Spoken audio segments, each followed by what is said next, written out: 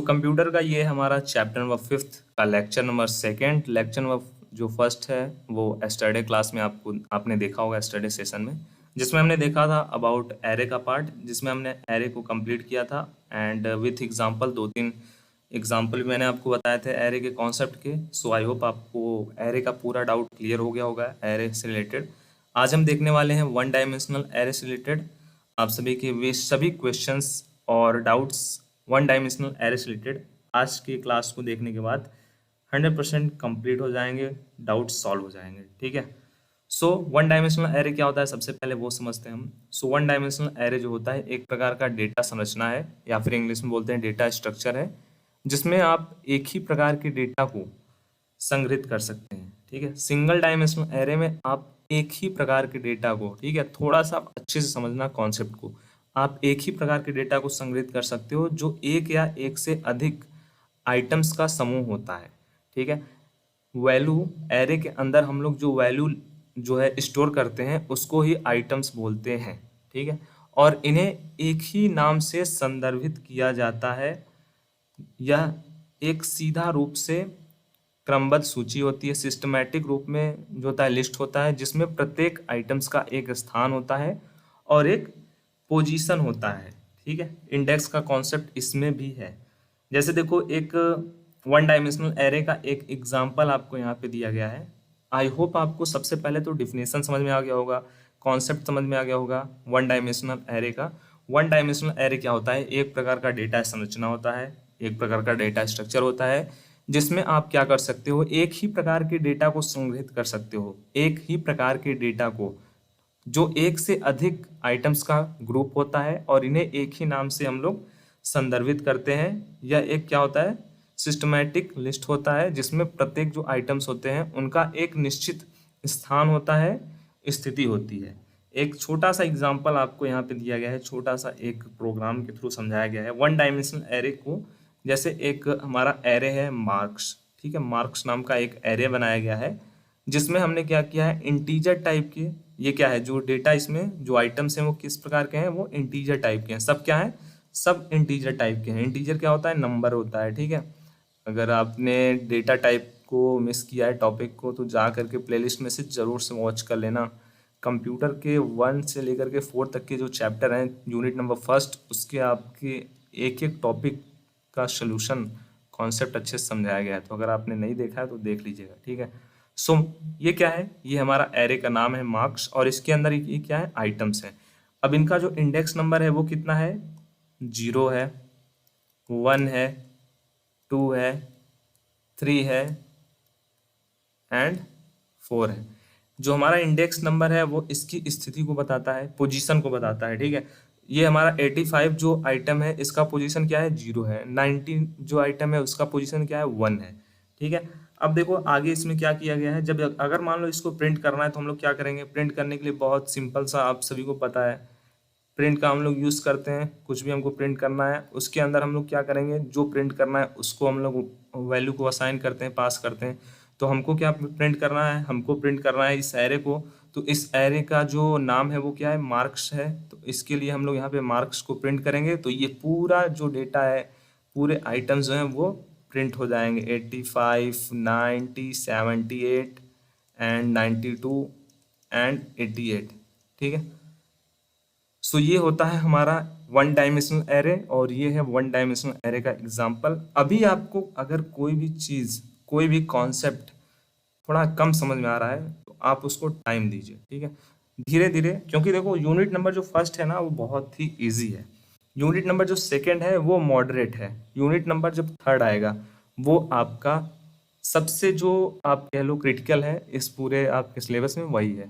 ठीक है। तो धीरे धीरे आपका लेवल बढ़ेगा, इसीलिए लेवल बाय लेवल आपको पढ़ाया जा रहा है। यूनिट नंबर फर्स्ट सबसे पहले कंप्लीट कर दिया गया।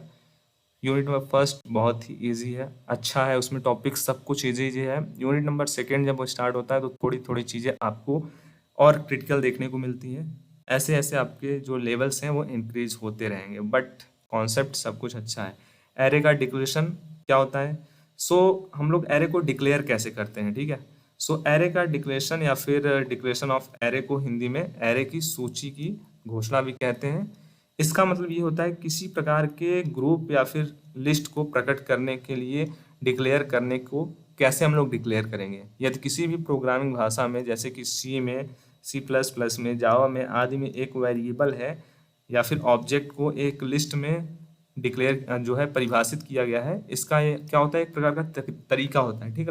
ठीक है। सो डिक्लेरेशन क्या होता है, एरे का डिक्लेरेशन बेसिकली ये होता है, अगर हमको किसी भी प्रोग्राम में एरे की जो वैल्यू है उसको डिक्लेयर करनी है, ठीक है, एरे में जो आइटम है उसको डिक्लेयर करना है, तो हम लोग उसको किस प्रकार डिक्लेयर करेंगे। ठीक है, जैसे देखो यहाँ पे लिखा है ना, एक एरे की डिक्लेरेशन में हम उसका प्रकार, उसमें कितने आइटम्स होने चाहिए, इन सबको स्पष्ट रूप से बताते हैं।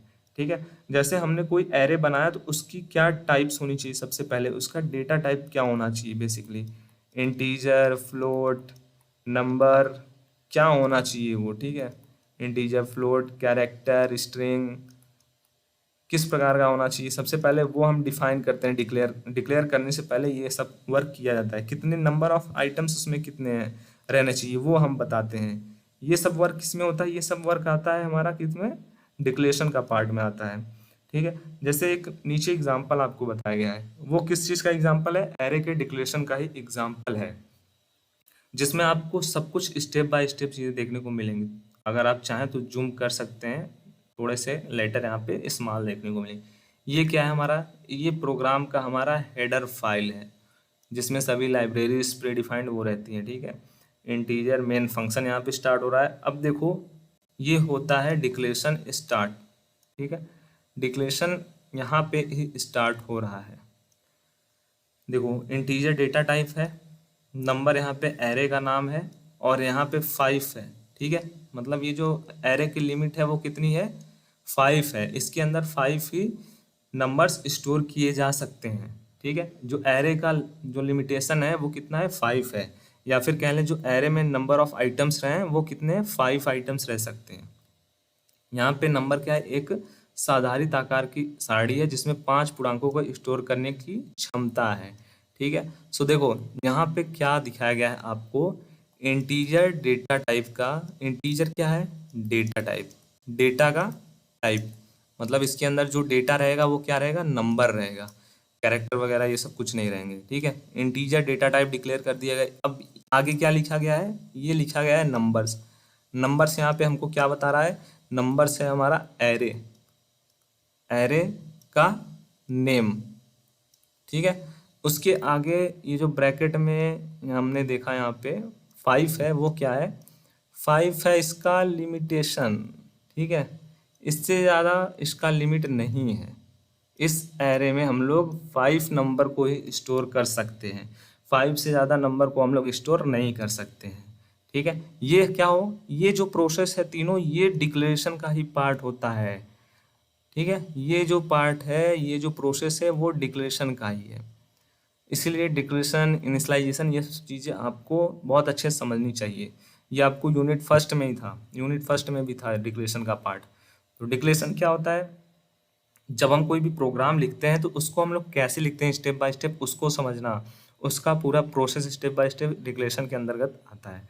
अब देखो, अब हमने क्या किया, मान को दर्ज करना, ये जो वैल्यू को हम लोग एंटर कर रहे हैं ना, आप नेक्स्ट जब टॉपिक पढ़ोगे इनिशियलाइजेशन का, तब आपको इसके बारे में डिटेल में समझाया जाएगा। ठीक है, ये यहाँ पे इनिशियलाइज किया जा रहा है वैल्यू को।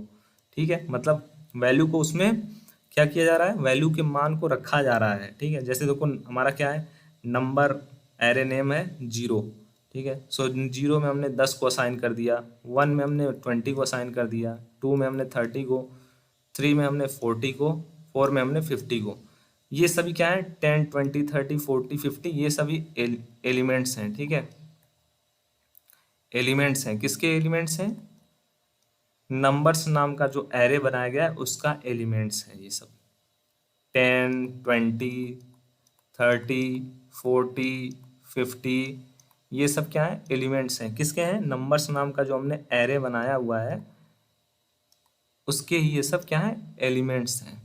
ठीक है, अब देखो यहाँ पे नंबर्स के आगे जो 0, 1, 2, 3, 4, 5 है वो क्या है, वो इनका इंडेक्स नंबर है। जैसे जो 10 का इंडेक्स नंबर है वो 0 है, 20 का जो है वो 1 है, 30 का जो है वो 2 है, 40 का जो है वो 3 है, 50 का जो है वो 4 है। ये सब क्या है, ये सब इनके इंडेक्स नंबर हैं। ठीक है, इंडेक्स नंबर के बारे में आपको पता ही है, प्रीवियस क्लास में भी आपको बहुत अच्छे से समझाया था मैंने। अगर हमको कुछ भी प्रिंट करना है लिस्ट में से तो हम लोग क्या यूज़ करते हैं, कैसे प्रिंट करते हैं, वो भी आपको पता है। सबसे पहले हम लोग प्रिंटफ लिखेंगे, ये तो मैसेज हमने प्रिंट किया है, पहला मान। फिर उसके बाद नंबर्स, एरे का नाम है नंबर्स और इंडेक्स वैल्यू 0। यहाँ पे क्या प्रिंट होगा, कमेंट बॉक्स में बताना। नंबर्स 0 अगर हमने प्रिंट किया तो क्या प्रिंट होगा। ठीक है, चलो मैं नेक्स्ट बताता हूँ। प्रिंट एफ, चौथा मान, ये तो मैसेज हमने जो है पास किया। और उसके बाद नंबर्स, एरे का नाम है नंबर्स, और 3। 3 इंडेक्स पे क्या है, 3 इंडेक्स पे है 40 नाम की वैल्यू, तो ये 40 हमको प्रिंट होकर के कहाँ पे मिलेगा, आउटपुट में मिलेगा। ठीक है, आउटपुट हमको क्या मिलेगा, 40 मिलेगा। ऐसे यहाँ पे हमको जो क्या मिलेगा, 4 नाम के इंडेक्स पे है 50 वैल्यू, तो हमको आउटपुट 50 मिलेगा। सो ये है हमारा एरे का डिक्लेरेशन का पार्ट। ठीक है, नेक्स्ट जो टॉपिक रहेगा वो रहेगा एलिमेंट्स ऑफ एरे। एरे का एलिमेंट्स, जो एरे में एलिमेंट्स होते हैं वो क्या होते हैं, कैसे होते हैं, कैसे उसको समझोगे आप। आज हमने देखा इस क्लास में अबाउट वन डायमेंशनल एरे।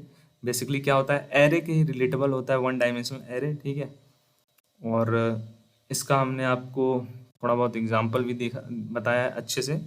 उससे पहले हमने देख लिया था एरे क्या होता है। ठीक है, आज हमने देखा one dimensional array and declaration of array. Next जो क्लास रहेगी उसमें हम देखेंगे एलिमेंट्स ऑफ एरे, जो कि हम देखेंगे नेक्स्ट क्लास में। और आगे के भी 2-4 टॉपिक और बचे हुए हैं जो आपको आने वाले क्लासेस में पढ़ाए जाएंगे। किसी भी क्लास से रिलेटेड आपकी कोई भी डाउट्स रहते हैं, कोई भी कॉन्सेप्ट से रिलेटेड, तो कमेंट बॉक्स आपके लिए है, यूट्यूब ने दिया है, वहाँ पे जाइए। आपके जो भी डाउट हैं, जो भी क्वेरी हैं, जो भी टॉपिक समझ में नहीं आ रहा है वो आप यहाँ पे बता सकते हैं। हमारी क्लास से रिलेटेड फीडबैक भी आप वहाँ पे शेयर कर सकते हैं। अपने कंप्यूटर के दोस्तों के साथ शेयर करिए, वो भी पढ़ेंगे, उनको भी यूज़फुल